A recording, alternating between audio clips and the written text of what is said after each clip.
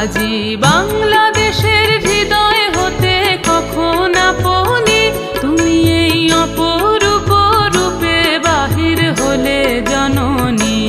ওগো মা, তোমায় দেখে দেখে আঁখি না ফিরে, তোমার দুয়ার আজি খুলে গেছে সোনার মন্দিরে।